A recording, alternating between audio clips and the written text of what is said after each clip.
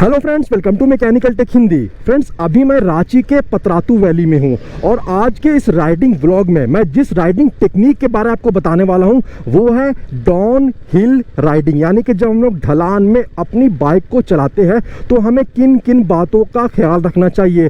और ढलान किसी भी तरह का हो सकता है, जैसे कि ये अभी हिली एरिया है तो इस तरह का भी ढलान हो सकता है, या सिंपली आप किसी ब्रिज या फ्लाईओवर से नीचे उतर रहे हो, या सिंपली कई बार ऐसे रोड्स आते हैं, नॉर्मल रोड्स में भी ढलान आता है, हल्का सा स्लोप होता है जहां पे बिना एक्सीलरेटर लिए हमारी बाइक आगे की तरफ मूव करती है। तो friends, basically down hill riding technique के बारे में आगे इस वीडियो आपको डिटेल में सीखने को मिलेगा। वीडियो को पूरा देखें और अगर आप चैनल पे नए हो तो चैनल को सब्सक्राइब भी जरूर कर ले। और फ्रेंड्स देखिए, डाउन हिल राइडिंग से जुड़ा हुआ बहुत सारे डाउट्स है। सबसे पहले तो ये डाउट लोगों को आता है, खास करके नए राइडर्स को आता है कि इंजन का क्या करना चाहिए। क्या हमें अपने बाइक के इंजन को ऑन रखना चाहिए या इंजन को ऑफ कर देना चाहिए। दूसरा डाउट ये भी आता है कि हमें क्लच के साथ क्या करना चाहिए। क्या हमें क्लच प्रेस करके रखना चाहिए या फिर डाउन हिल राइडिंग के वक्त हमें क्लच को छोड़ देना चाहिए। तीसरा डाउट निकल के आता है गियर से रिलेटेड कि डाउन हिल में हमें न्यूट्रल पे चलना चाहिए या फिर किसी गियर में चलना चाहिए, 2 3 4 गियर, किस गियर में चलना चाहिए। और जो अगला डाउट बहुत से लोगों को आता है कि डाउन हिल में ढलान में हमें क्या करना चाहिए। ब्रेक लगाते वक्त फ्रंट ब्रेक को दबाए, पीछे का ब्रेक को दबाए या फिर दोनों ब्रेक को एक साथ दबाए। चलिए एक एक करके मैं आपको इन सारे ही डॉट्स का आपका क्लियर करता हूं। देखिए, सबसे पहले हम लोग शुरुआत करते हैं इंजन से कि इंजन को ऑन रखें कि इंजन को ऑफ रखें। देखिए, मैं आपको बताता हूं कि हमेशा डाउन हिल राइडिंग में आपको कोशिश करना चाहिए कि आपके बाइक का जो इंजन है वो ऑन हो। ये बहुत ज्यादा जरूरी है क्योंकि बेसिकली ये होने वाला है कि जब अगर आप इंजन को ऑफ करके डाउन हिल में लगातार चलते रहोगे और किसी वजह से भी, मैं आपको बताता हूं, देखिए इस तरह से अगर आपको पूरा का पूरा ब्रेक लगाना पड़ गया और पीछे से भी गाड़ियां आ रही है तो फिर आपको इंजन को ऑन करना पड़ेगा। और ये जो 2 3 4 सेकंड का जो टाइम होता है, इसी बीच में क्रैश हो सकता है, पीछे वाली गाड़ी के साथ आपका क्रैश हो सकता है।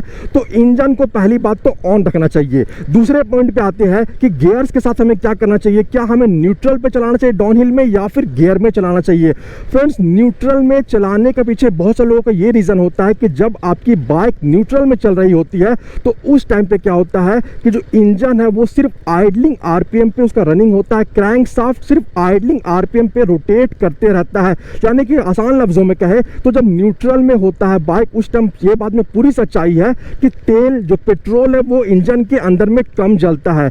लेकिन देखिए, प्रॉब्लम यहाँ पे ये भी है कि जब आप न्यूट्रल पे अपने बाइक को चलाते हो तो उस टाइम पे 2 तरह का आपका प्रॉब्लम आने वाला है। एक तो सबसे पहली बात, आप इंजन ब्रेकिंग नहीं कर सकते हो। ये क्या होता है ये मैं आपको भी आगे बताने वाला हूं। दूसरा प्रॉब्लम आपके सामने ये भी आ सकता है इस तरह की सिचुएशन में कि अगर किसी वजह से गाड़ी को पूरी तरह से रोकना पड़ जाए तो सडनली फिर आपको गियर को चेंज भी करना पड़ता है और ये जो 1-2 सेकंड है वो डाउन हिल में बहुत ही प्रॉब्लम क्रिएट कर देता है।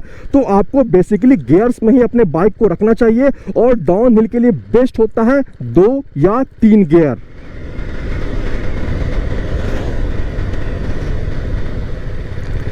फ्रेंड्स, यहाँ पे मैं एक और चीज़ क्लियर कर दूं कि जो मैं 2 या 3 गियर के बारे में आपको बता रहा हूँ, बेसिकली मैं ये बताना चाह रहा हूँ कि जब आप एक्सीलरेटर नहीं ले रहे हो और जस्ट स्लोप के हिसाब से नीचे जा रहे हो उस टाइम पे ये 2 या 3 गियर बेहतर है। वैसे आप एक्सीलरेटर ले रहे हो, नॉर्मल स्लोप है तो वहाँ पे आप 4 गियर 5 गियर तक भी जा सकते हो, उसमें किसी भी तरह का इशू नहीं है। चलिए अब हम लोग बात करते हैं, बहुत इंपॉर्टेंट पॉइंट है जो कि है क्लच के साथ हमें क्या करना चाहिए। क्या हमें क्लच प्रेस करके रखना चाहिए या फिर हमें क्लच को छोड़ के डाउन हिल में अपने बाइक को चलाना चाहिए। देखिए, मैं आपको बताऊं कि दोनों चीज करना बेहतर है। क्लच को प्रेस करके भी चलाना बेहतर और क्लच को छोड़ करके भी चलाना बेहतर है। दोनों का अपना अपना फायदा है और अलग अलग राइडिंग सिचुएशन में आपको दोनों चीजों को करना चाहिए। देखिए, सबसे पहले मैं आपको बताता हूं कि क्लच को प्रेस करके कब चलाना चाहिए और मैक्सिमम टाइम मैं क्लच को प्रेस करके ही अपने बाइक को डाउन हिल में स्लोप में चलाता हूं। देखिए फ्रेंड्स, सिंपल सी बात यह है कि जब आप क्लच को प्रेस कर देते हो उस टाइम पे ये होता है कि जो इंजन है उसका गियर बॉक्स के साथ कनेक्शन छूट जाता है। और अभी ये जो मैंने क्लच को पूरी तरह से प्रेस करके रखा है, इस वक्त में क्या है कि जो बाइक मेरा नीचे की तरफ स्लोप में जो डाउनहिल में मूव कर रही है वो सिंपली टायर जो हमारा व्हील है, चक्का है, इसके मोमेंटम के वजह से मूव कर रही है। और इस वक्त में मैं भले ही अगर एक्सीलरेटर ले भी लूं तो वो सारा का सारा पावर वेस्ट हो जा रहा रहा है, यानी कि इस टाइम पे सिंपली व्हील का मोमेंटम से बाइक आगे बढ़ रही है। अब बहुत से लोगों को ये डाउट होता है कि डाउन हिल है, वहां पे अगर हम लोग क्लच को प्रेस करके रखेंगे तो दिक्कत ये आएगा कि ब्रेक करते वक्त बाइक स्लिप करेगा। मैं आपको बताऊं कि ये सब पुरानी बातें हैं, ऐसा बिल्कुल भी नहीं होता है अनलेस एंड अनटिल अगर जो रोड है स्लिपरी है। अगर स्लिपरी नहीं है तो बेसिकली डाउन हिल में जैसे अभी मैं चला रहा हूं, आप अपने बाइक के इंजन को ऑन रखें, क्लच को जो हमारा प्रेस करके रखें, बाइक को थर्ड फोर्थ या सेकंड गियर जो भी गियर अकॉर्डिंग टू स्पीड आप उसे रखें, आपको बेस्ट रिजल्ट मिलने वाला है। और सिंपली अगर आप ब्रेक को अप्लाई भी करते हो, देखिए मैं ब्रेक को अप्लाई भी कर रहा हूं, कोई भी आपको स्लिप नहीं करने वाला है। क्योंकि मोस्टली फ्रेंड्स क्या होता है कि डाउन हिल में हम लोग क्या करते हैं कि हार्डली 40-50 के स्पीड में ही चलते हैं, 30-40-50, और ये स्पीड बेहतर भी होता है। तो यहाँ पे स्कीडिंग का प्रॉब्लम क्लच प्रेस करने की वजह से नहीं आता है। आप क्लच को प्रेस कर लो, इससे स्लाइटली आपका जो माइलेज है वो इंप्रूव हो जाएगा और स्लाइटली जो हमारा पेट्रोल है वो कम जलेगा और जो हमारा एवरेज है बाइक का वो भी बढ़ जाएगा। ये तो एक बात हो गई। दूसरी बात फ्रेंड्स ये है कि जो हम लोग क्लच को रिलीज करके चलाते हैं ये भी बहुत ही बेहतर टेक्निक है, ठीक है। खास करके अगर थोड़ा आप हाई स्पीड में चल रहे हो, 4 या 5 गियर में चल रहे हो, 50-60 का स्पीड है, डाउन हिल में उतर रहे हो आप, तो देखिए इससे फायदा क्या हो जाता है जब आप क्लच को रिलीज कर देते हो। अभी देखिए क्या है कि 3 गियर में मेरा बाइक है, डाउन हिल बहुत ही बेहतर है। अगर मैं अभी इस क्लच को प्रेस कर दूंगा तो मेरा बाइक तेजी से नीचे की तरफ उतरेगा, ठीक है। स्पीड देखिए आप बढ़ जाएगा, 24, 25, 26 अभी आ गया है। मैं क्लच को छोड़ दूंगा तो स्पीड थोड़ा सा अपने आप कम हो जाएगा क्योंकि इस टाइम पे इंजन ब्रेक लगा रहा है। जब मैंने क्लच को रिलीज कर दिया है तो अभी क्या हो रहा है कि जो हमारा इंजन और जो गियर बॉक्स है ये आपस में कनेक्टेड है और जो अभी व्हील है उसे जो हमारा इंजन है वो भी रोटेट कर रहा है और इस तरह से आपको ब्रेकिंग में स्लाइटली हेल्प हो जाता है अगर आप क्लच को रिलीज करके चलो। लेकिन मैं आपको फिर से कहना चाहूंगा कि ये जब ज़्यादा स्पीड हो उस टाइम पे फायदेमंद होता है, जैसे मैं आपको दिखाता हूँ, ठीक है। जब 40-30 का स्पीड है इस टाइम पे आप छोड़ोगे तो बेहतर है, स्लोली आपका बाइक आगे बढ़ता है। अदरवाइज आप क्लच को प्रेस करके भी चला सकते हो, ये दोनों ही सिचुएशन पे डिपेंड करता है। फ्रेंड्स अब मैं आपको ब्रेकिंग के बारे में बताऊं कि डाउनहिल में ब्रेकिंग में आपको किस तरह से ब्रेक को अप्लाई करना चाहिए, क्योंकि अक्सर अभी देखो डाउनहिल में बिना एक्सीलरेटर लिए जो हमारा बाइक है वो क्लच प्रेस कर दिया मैंने तो कितना तेजी से आगे की तरफ बढ़ रहा है। फ्रेंड्स बेसिकली आपको कोशिश करना चाहिए कि डाउनहिल में आप दोनों ब्रेक को, फ्रंट और जो रेयर ब्रेक है, जो पीछे का ब्रेक है, दोनों मिला के ही मारो, क्योंकि आपको कोशिश ये करना है कि आपका व्हील लॉक नहीं हो, कोई भी चक्का स्किड नहीं करे। इसलिए बेस्ट ये होता है कि आप जो फ्रंट ब्रेक है और जो पीछे का ब्रेक है उसे एक साथ प्रेस करोगे। इससे क्या होगा कि व्हील लॉक नहीं होगा। ये आप क्लच प्रेस करके भी दोनों ब्रेक को अप्लाई कर सकते हो या क्लच को रिलीज करके भी दोनों ब्रेक को अप्लाई करने के बाद जो हमारा क्लच है उसे प्रेस कर सकते हो। तो बेसिकली आपको यही कोशिश करना चाहिए ब्रेकिंग के लिए, डाउनहिल में आप दोनों ब्रेक को एक साथ प्रेस करो। फ्रेंड्स इस जगह के बारे में आपको एक खास बात बताना चाहूंगा। अगर आपने MS धोनी मूवी देखा होगा तो यहाँ पे इस जगह पे एक सीन की शूटिंग हुई थी MS धोनी मूवी की। क्या आपको वो सीन पता है? ये आप मुझे कमेंट करके जरूर बताइए।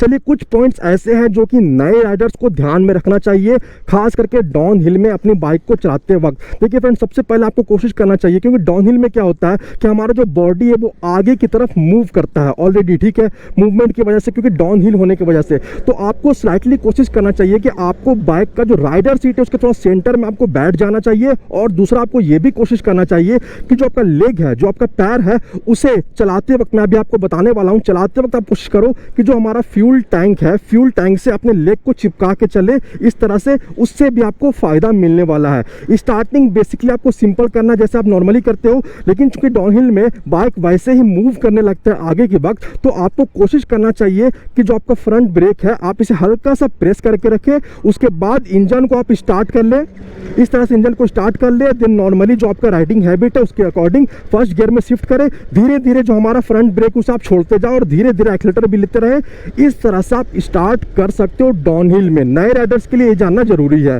ठीक है। अब हम लोग आगे बढ़ते हैं कि जो नए राइडर है वो किस तरह से कॉर्नरिंग करे, ये बहुत जरूरी है। डाउनहिल में कॉर्नर करने में बहुत आपको मुश्किल होता है बहुत से लोगों को, खास करके डाउनहिल में जब आप कॉर्नर करते रहते हो तो बहुत बार लोग क्या होता है कि दूसरे लेन में चले जाते हैं कॉर्नरिंग में। बेसिकली फ्रेंड्स, नए राइडर को आपको ये कोशिश करना चाहिए डाउनहिल में, और पुराने राइडर भी है, कि सिंपली आप नॉर्मल स्पीड में कॉर्नरिंग करें और स्लाइटली अपना जो बाइक है उसे स्ट्रेट पोजीशन में ही रखने का कोशिश करें, जैसे अभी मैं कर रहा हूं। वैसे कॉर्नरिंग के ऊपर मैं डिटेल में अलग से वीडियो में आप लोग के लिए बनाऊंगा, वहां पे डिटेल में बातें करेंगे। लेकिन नए राइडर्स के लिए कोशिश करें कि जो स्ट्रेट ही रखें अपने बाइक को, ज़्यादा लीन नहीं करें। ज़्यादा अगर आप झुकाओगे तो दिक्कत होगा आपको, तो ज़्यादा लीन आप नहीं करें, स्ट्रेट रख के ही अपने बाइक को चलाएं। सेकंड पॉइंट ये है कि कॉर्नरिंग में खास करके अगर इस तरह का वैली, इस तरह का घाटी वगैरह है, तो आप कोशिश करें कि बहुत ज़्यादा, जैसे कि देखिए सामने वाली बाइक बहुत ज़्यादा लेफ्ट होकर चल रही है, इससे भी प्रॉब्लम कई बार आ जाता है। तो आप कोशिश करें कि उतना ज़्यादा कॉर्नर होकर, उतना ज़्यादा लेफ्ट होकर अपने बाइक को नहीं चलाएं, उससे ऑफ रोड होने का चांसेस बढ़ जाता है। साथ ही आप बार बार जो लेन है उसे क्रॉस करने की कोशिश बिल्कुल नहीं करें। अपने लेन में ही, डाउनहिल में ही आराम से अपने बाइक को चलाएं, और पास लेते वक्त खास ख्याल रखें, अगर बड़ी गाड़ियां आपसे पास मांग रही है, आपको एक्सपीरियंस नहीं है, तो स्लाइटली आप इस तरह से लेफ्ट चले जाए, पास दे दे, उसके बाद फिर थोड़ा सा और राइट आ जाए। ये जो कॉर्नर है ये बहुत ज़्यादा इंपॉर्टेंट है फ्रेंड्स, सेफ्टी के लिए। जो बॉर्डर मार्किंग किया हुआ, आप इसका ख्याल जरूर से रखें। इसके अलावा अगर आपको यू टर्न लेना है तो आपको खास ख्याल रखना चाहिए यू टर्न लेते वक्त। मैं आपको बता दूं, क्योंकि अभी यहाँ पे देख रहे हो आप, टू वे है, सामने से भी गाड़ियां आ रही है, तो यू टर्न लेते वक्त आप खास ख्याल रखिए अपने बाइक को पूरी तरह से साइड करके, ठीक है, आप ध्यान रखिए, साइड करके आप यहाँ पे इस तरह से रोक दे। उसके बाद आप पीछे अपने मिरर को भी यूज करें, मिरर में देख ले, सर घुमा के भी आप देख सकते हो पीछे। जब आपको पूरी एश्योरिटी हो जाए कि हाँ गाड़ी नहीं आ रही है, तो ही यू टर्न ले। खास करके घाटी में, वैली में, डाउनहिल में ये बहुत ज़्यादा इंपॉर्टेंट है।